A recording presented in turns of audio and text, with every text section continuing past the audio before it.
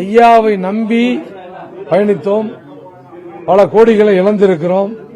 எங்களுக்கு சரியான வழிகாட்டுதல் இல்லையே என்ற ஏக்கத்துல தான் எல்லாம் பொறுப்பாளர்கள் வந்து என்ன பண்ணலான்னு கேட்கறாங்க. நான் ஒன்றும் சொல்றதுக்கு ஒன்றும் இல்லப்பா, நீங்களே சொல்லுங்கன்னு சொல்லி கேட்டிருக்கிறோம்.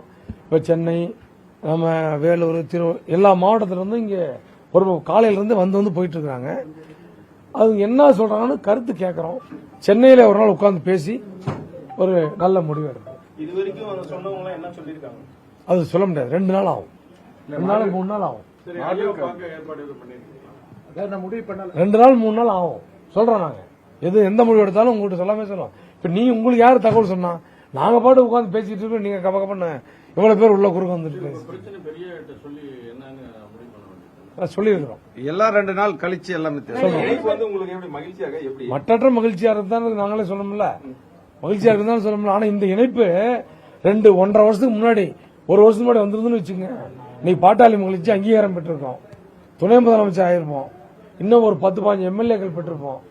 எங்களுக்கு 5.8% வாக்காளருடைய சதவீதம் என்பது 2% குறைஞ்சிருக்காது.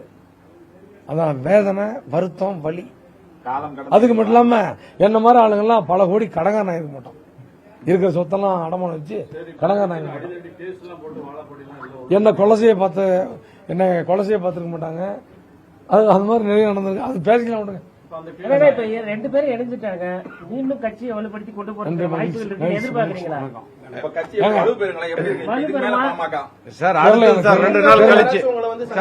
யாரும் அவன் சந்திக்கல, எங்க கட்சிக்காரன் தான் சந்திச்சிட்டு இருக்காங்க. இப்ப எப்படின்னா, இன்னைக்கு நான் 2-3 நாளா ஊர்ல இல்ல, வெளியில இருந்தேன்.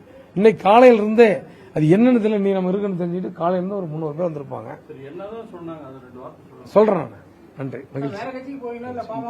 எல்லாம் 2 நாள் கழிச்சு, எல்லாம் 2 நாள் கழிச்சு, எல்லாம் 2 நாள் கழிச்சு பாருங்க. அதான் முடிவு. இல்ல அதெல்லாம் எதுவுமே இல்ல. நாங்க கண்டிஷன் போடுற அளவுக்கு ஆளுங்க இல்ல. நாங்க என்னுடைய மாணவ பருவத்தில் இருந்து மட்டும் இல்ல, இவர் ஒரு ஒசூர்ல பெரிய தொழிலதிபர், மிகப்பெரிய தொழிலதிபர்.